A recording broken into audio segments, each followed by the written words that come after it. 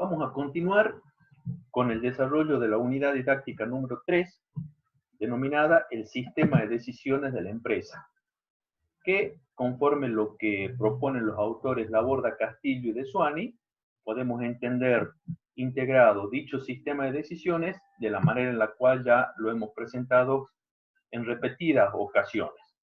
En este caso vamos a dedicarnos a desarrollar las denominadas decisiones financieras, es decir, aquellas que hacen al llamado sistema financiero de la empresa. Vamos a conceptualizar el sistema financiero y acá es esencial, es fundamental advertir y tener presente que el sistema financiero es un sistema de apoyo, ¿sí? Es un sistema de apoyo de la organización, es un sistema de apoyo de la empresa. La empresa no se crea pensando en el sistema financiero, se crea pensando en lo que es su misión, en la producción y venta de un bien o en la prestación de un servicio. Y el sistema financiero es un conjunto de actividades que viene a apoyar esas otras actividades que hacen al sistema sustantivo de la empresa. De allí que podamos definir al sistema financiero, tal como decíamos, como un sistema de apoyo empresarial que se ocupa de todas las decisiones de administración de los fondos, es decir, la captación y aplicación de los fondos que se utilizan en la actividad empresarial, intentando la armonización de los flujos de ingresos y egresos. Esa armonización tanto temporalmente como en la magnitud respectiva. Concretamente, la responsabilidad esencial del sistema financiero es mantener lo que se suele denominar caja y banco, disponibilidades, es decir, todos aquellos activos con poder cancelatorio, todos conocen el concepto de lo que es caja y banco o disponibilidades, en las medidas adecuadas y regulando los ingresos y egresos de fondos, es decir, de las disponibilidades o caja y banco, de manera de poder cumplir los pagos de las deudas, ¿verdad? Y logrando para ello los ingresos que fueren pertinentes y manteniendo el nivel de ese stock de disponibilidades o de caja y banco en los niveles adecuados para poder lograr ese objetivo.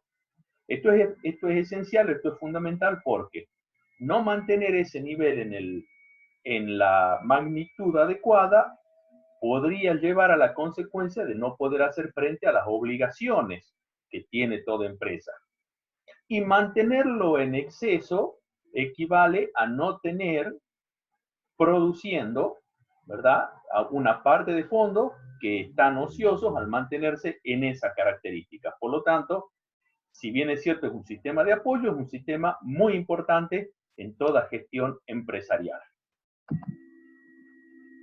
Tal como veníamos viendo, el sistema financiero se caracteriza como un sistema de apoyo porque en los hechos los tiempos y montos de los pagos y los cobros, es decir, los egresos y los ingresos de fondos, no coinciden, ¿sí? Las modalidades que otorga la empresa para financiar sus ventas, las posibilidades de financiación que le da a los clientes, no necesariamente coinciden con la financiación que consigue de sus proveedores. No necesariamente coinciden. De allí que sea indispensable un correcto manejo financiero para lograr entonces la adecuación en magnitud y en tiempo de ese flujo de fondos para poder responder al sistema real o sustantivo, al sistema físico de operación y a las obligaciones que tiene la empresa.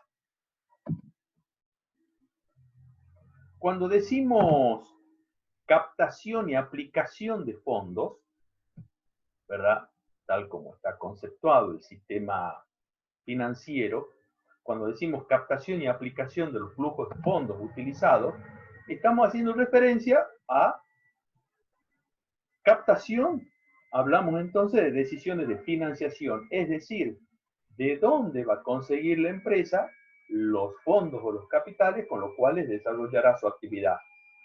Puede ser básicamente en una primera nivel de observación, que es el que nos interesa, fondos de terceros, serán acreedores, será el pasivo, o bien los fondos o capitales proporcionados por los propietarios, dueños o accionistas que estarán representados en el patrimonio neto.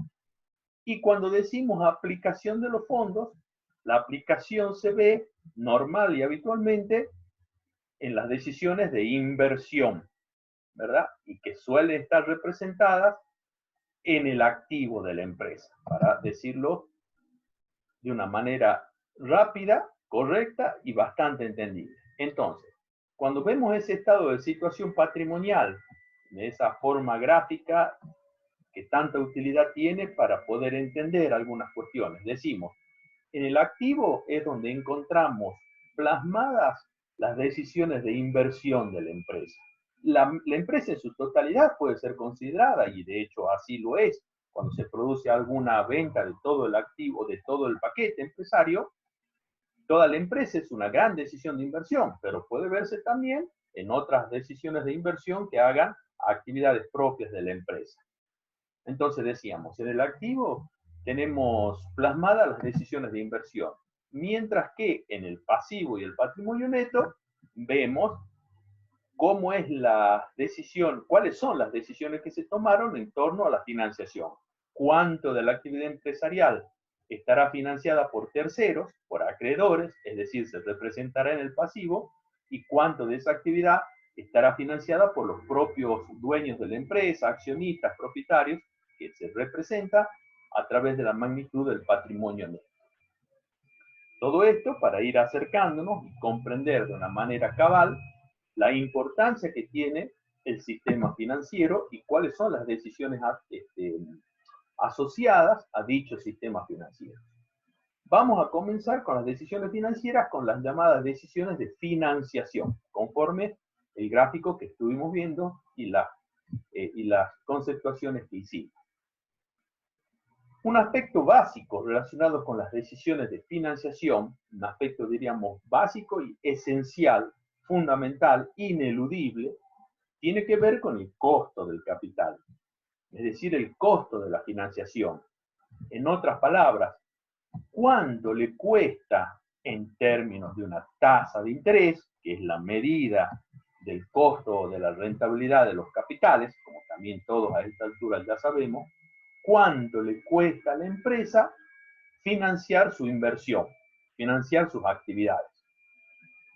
Es importantísimo que una empresa pueda conocer su costo de capital o costo de la financiación, ya que conociendo cuánto es lo que debe pagar por los recursos que usa, esa información es esencial, es ineludible, no puede no conocerse para poder establecer luego la rentabilidad de las inversiones y conocer de esa forma si una inversión es conveniente o no es conveniente. De manera que determinar, establecer, conocer el costo del capital o costo de la financiación es una decisión y un aspecto esencial en el sistema financiero.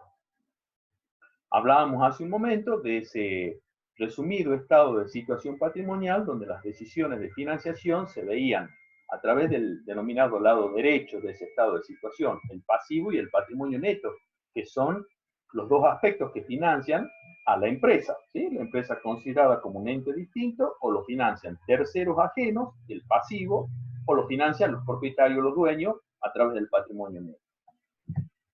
El costo de lo que se denomina el capital ajeno, es decir, lo que es pasivo, lo que terceros prestan a la empresa para que desarrolle su actividad, se va a expresar, vamos a expresarlo resumidamente, a través de una tasa de interés que vamos a simbolizar como K sub I. K sub I representa entonces la tasa de interés del costo del capital ajeno.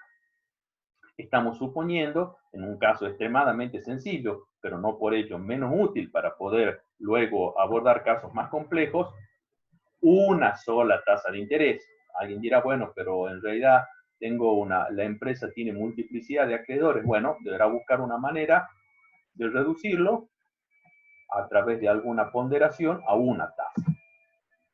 mientras que el patrimonio neto tiene un costo, por supuesto, que es el denominado costo del capital propio, y que se simboliza, perdón, a través de la letra K con el subíndice E. K sub E es una tasa de interés, que es la manera correcta, conceptualmente correcta, de evaluar el costo de un capital o el rendimiento de una inversión. Entonces, ese costo del capital propio, expresado a través de una tasa de interés, se simboliza como K sub E. Seguimos entonces y decimos, es a partir de estas dos expresiones, de estos dos costos, que una empresa debe cubrir, el costo del capital ajeno y el costo del capital propio, que puede establecer cuánto es el costo medio ponderado o costo del capital o costo de la financiación. A partir del conocimiento de esos dos elementos, de esas dos tasas de interés, es que vamos a establecer cuál es el costo de la financiación. Vamos a simbolizarlo como K sub O, costo medio ponderado del capital. ¿Sí? Va a ser el costo de la financiación. Y el establecimiento de este costo medio ponderado del capital, como su misma denominación ya lo está sugiriendo, surge de una ponderación. Esa ponderación se establece de la siguiente manera. K sub I, es decir, el costo del capital ajeno, va a ser multiplicado por la tasa que representa el pasivo respecto del pasivo más el patrimonio neto. ¿Qué porcentaje representa el pasivo respecto de lo que es la financiación total? Pasivo más patrimonio neto. Ese porcentaje, esa ponderación, se multiplica por la tasa de costo del capital ajeno K sub I. Y con la misma idea, la tasa de costo del capital propio, K sub E, a su vez se pondera, se multiplica por la proporción que representa el patrimonio neto respecto de la financiación total, es decir, pasivo más patrimonio neto. De esa suma, integrado por dos términos que se calculan de esa manera, es que se obtiene el K sub o costo medio ponderado del capital o costo de la financiación. El concepto que representa K sub O es fundamental, es esencial, es ineludible a la hora de tomar decisiones de financiación. Es lo que le cuesta a la empresa financiar sus actividades. ¿Sí? Es el costo de la financiación, lo que le cuesta a la empresa financiar sus actividades. Luego, ese será un elemento esencial para poder saber si la rentabilidad esperada de las inversiones alcanza para cubrir ese costo medio ponderado que permitirá retribuirles o devolverles a los prestamistas, a los acreedores, el costo del capital ajeno, y a los que son los propietarios, dueños o accionistas, que establecen su rentabilidad requerida a través del costo del capital propio. Vamos a ver ahora las decisiones de inversión. Ya tenemos entonces, por una parte, lo que hace a las decisiones de financiación y al establecimiento del costo medio ponderado del capital o costo del capital. Pasamos ahora a ver el otro lado del estado de situación patrimonial que hace a las decisiones de inversión. Respecto de las decisiones de inversión, es decir, acerca de la conveniencia o no de determinadas decisiones de inversión, vamos a decir que existen varios métodos que pretenden o que intentan evaluar esa decisión de inversión. Básicamente los vamos a considerar clasificados en dos grandes grupos.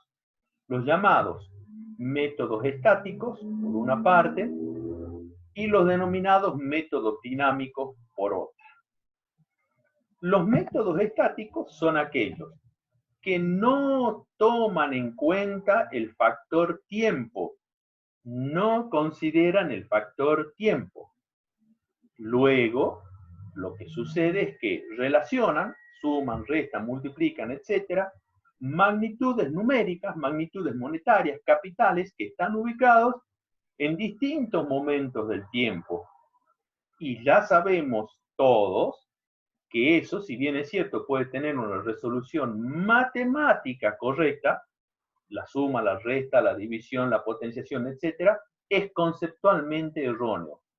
Porque todos sabemos que no podemos comparar válidamente el valor de un peso de hoy con lo que era el mismo peso, pero hace un año, ni tampoco con el peso que eventualmente puede ubicarse dentro de un año. Si bien es cierto, todos tienen la misma magnitud, un peso, sabemos que representan valores distintos, magnitudes distintas, y que no es conceptualmente válido compararlos, elaborar relaciones de ningún tipo, porque por más que matemáticamente estuviesen bien resueltas, conceptualmente son erróneas. Diremos entonces, bueno, ¿cómo solucionamos esa diferencia en la ubicación en el tiempo y poder luego operar con magnitudes comparables? Para ello están los llamados métodos dinámicos. Los métodos dinámicos son aquellos que evalúan los distintos capitales o flujos de fondos en un mismo momento en el tiempo, recurriendo para ello a las operaciones de ajuste, ya sea capitalizando o actualizando, que ya conocemos esas operaciones de matemática financiera o cálculo financiero. ¿Por qué? Porque solamente evaluando los capitales o flujos de fondos en un mismo momento del tiempo, sí podemos operar ahora válidamente de una forma conceptual y desde luego después las operaciones matemáticas que correspondan. Entonces, los métodos estáticos, suele decir la bibliografía, pueden llegar a utilizarse en breve si solamente, y por facilidad de manejo solamente, si se aplican para algunas decisiones de cortísimo plazo. Imposibles prácticamente, nos atrevemos a decir esto, en la realidad que nos toca vivir. En cambio, los métodos dinámicos, al corregir los flujos de fondo, al corregir el valor de los capitales, permiten tomar decisiones más acertadas. Y es lo que vamos a desarrollar entonces, los dos de esos métodos que son los que permiten trabajar con magnitudes homogéneas y por lo tanto comparables. Vamos a ver los métodos de evaluación entonces financiera, aclaremos bien esto, evaluación financiera de inversiones. Vamos a servirnos de un ejemplo que nos va a permitir ir relacionando los conceptos a la par de ese ejemplo. Básicamente una inversión, un proyecto de inversión, suele tener, si bien es cierto de una manera resumida, una forma gráfica de los flujos de fondos netos. ¿Sí? Sabemos también que la evaluación financiera de proyectos de inversiones deja de lado la metodología contable y adopta la metodología de lo percibido. Tienen que ser flujos de fondo efectivamente ingresados o efectivamente egresados. Son los que se toman en cuenta. Pero volvamos entonces a cuál es, en un esquema muy resumido y muy básico, la forma que en un gráfico temporal adoptan estos flujos de fondos que lo asociamos a una inversión. Básicamente, una inversión puede tener, de manera resumida, insistimos, un desembolso inicial. Pongamos, para llevar nuestro ejemplo, 1.000 pesos. Lo ponemos con un signo negativo porque es lo que la empresa está evaluando desembolsar, ¿verdad? En un momento determinado. Aprovechamos para hacer también esta acotación. Las evaluaciones, por más que luego el papel o en la práctica nos aguante otro tipo de consideraciones, las evaluaciones de proyectos de inversión se hacen antes de llevarlas a la práctica. Resulta inviable que una empresa, al menos una empresa de cierta magnitud, dijese, bueno, voy a invertir tal cantidad de dólares o de pesos y voy a hacer la inversión dentro de 3 años, de 5 años. No funciona así el mundo de lo real. El mundo de lo real funciona evaluando antes de realizar la inversión, ¿verdad? Bueno, entonces decimos, vamos a suponer que hay una inversión, un desembolso inicial de 1.000 pesos, o 1.000 la magnitud monetaria que corresponda. A cambio de ese desembolso inicial, de esa inversión inicial, este proyecto de inversión propone o promete lograr 3 flujos de fondos, 3 capitales de igual valor monetario, flujos de fondos netos de 500 pesos cada uno, al cabo de 3 periodos. Periodo 1, periodo 2, periodo 3. Vamos a suponer que son 3 años, pero podrían ser tranquilamente cualquiera otros 3 periodos, 3 meses, 3 semestres, 3 décadas, etc. Nosotros vamos a suponer que son 3 años. Y por lo tanto también, dicho sea de una manera tangencial, pero no por ello menos importante, las tasas de interés con las cuales trabajemos tienen que ser tasas anuales, si los periodos están expresados aquí en años. Entonces, resumiendo lo que vamos exponiendo hasta acá, este proyecto de inversión supone un desembolso inicial de 1.000 pesos con la promesa de obtener a posteriori 3 capitales o 3 flujos de fondos netos iguales de 500 pesos cada uno al cabo de 3 años. En nuestra vida diaria, en nuestra vida de relación diaria, familiar, amistosa, etcétera, normalmente lo que haremos es decir, tengo que invertir 1.000 y luego tengo 3 valores de 500 pesos, gané 500 pesos, porque 500 por 3, 1.500, me cuesta 1.000, gané 500. Eso, que podemos seguir haciéndolo sin problemas en nuestra vida diaria, en el ámbito de la facultad y en el ámbito de la evaluación de proyectos de inversión, es un error insalvable, un error que no puede dejarse pasar. Por lo que estamos diciendo, para poder relacionar válidamente y saber si esa inversión es financieramente conveniente o no, tenemos que evaluar todos los capitales involucrados a un mismo momento. Y que tal como anticipamos, ese momento es previo a comenzar la inversión. ¿Sí? Decimos esto porque luego en la práctica, a los efectos de practicar, no en nuestra materia, pero por allí se ven ejercicios donde las evaluaciones se hacen a mitad del recorrido del proyecto o a la finalización del proyecto. Bueno, en la vida real las evaluaciones se hacen antes de poner un solo peso, ¿verdad? Bien. Entonces vamos a recurrir a los métodos que sí consideran el valor tiempo del dinero, los denominados métodos dinámicos. Y vamos a comenzar con el método denominado tasa interna de rendimiento o tasa interna de retorno, la conocida como TIR. Como vemos, vamos a graficarla con una letra, una R minúscula. ¿Cuál es el concepto de la tasa interna de rendimiento o tasa interna de retorno? Es una tasa de interés con cuya aplicación se logra igualar la suma del valor actual de los flujos de fondos netos periódicos con el valor de la inversión inicial. Es una tasa que permite igualar el valor actual de los flujos de fondos netos periódicos con el valor de la inversión inicial. El significado es, el dado por el mismo nombre, cuánto rinde, cuál es la rentabilidad de ese proyecto. ¿Sí? ¿Cuál es la rentabilidad que está implícita en ese flujo de fondos que se está evaluando? ¿Sí? Que representan a un determinado proyecto.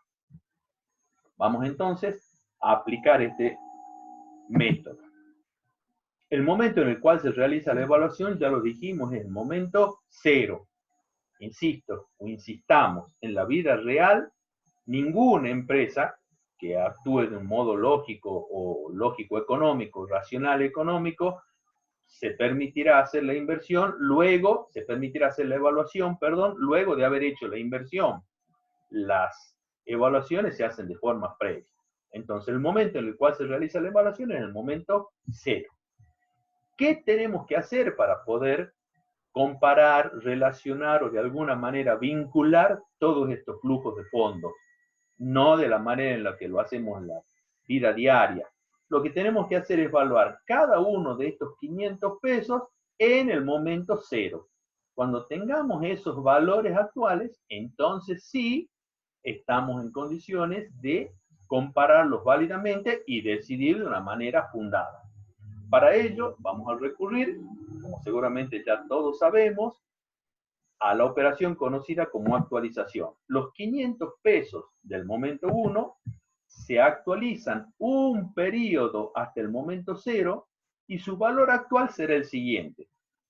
500 multiplicado por 1 más R, cuyo valor no se conoce, digámoslo, su valor no se conoce, justamente estamos tratando de establecer ese valor, pero el hecho de no conocerlo no implica que no podamos simbolizarla y hacer las operaciones o plantear las operaciones. Entonces, 500 por 1 más R a la menos 1, o si quiere alguien también, 500 dividido 1 más R. Allí tenemos los 500 del momento 1 valuado en el momento 0.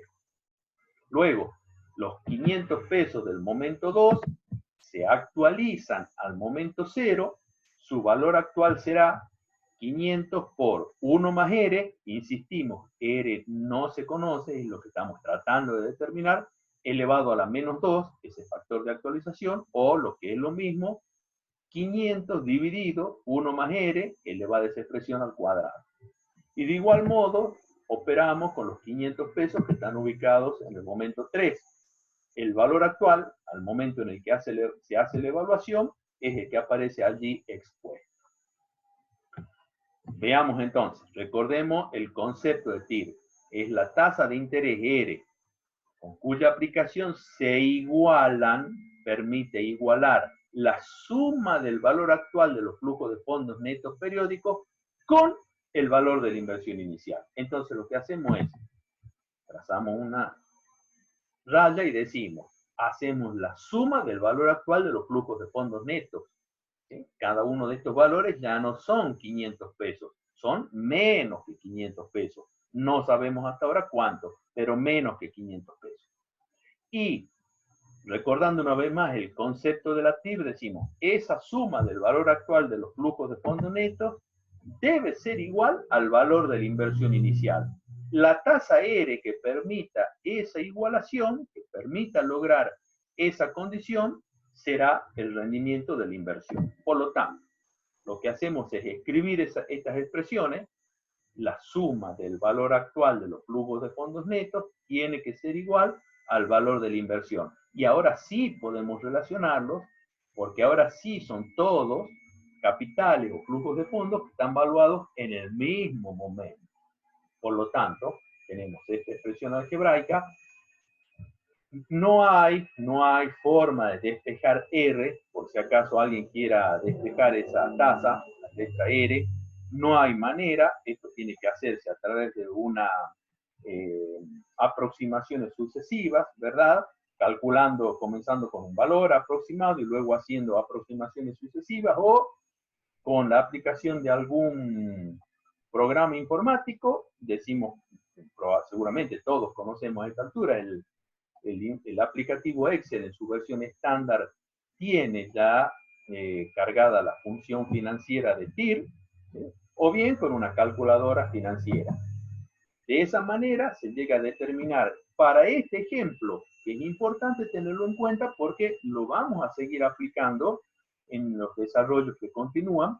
Para este ejemplo, la tasa interna de rendimiento o TIR es de 0,2338 anual, en tanto por uno, o lo que es lo mismo, el 23,38% anual.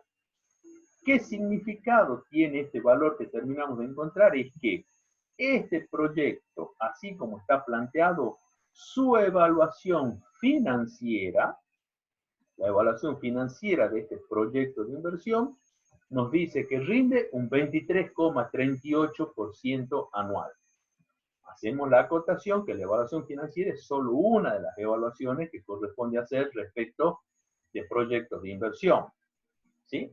Habrá que hacer evaluaciones de impacto social, de impactos medioambientales, habrá que evaluar los condicionamientos legales, sociales, institucionales, políticos, etc.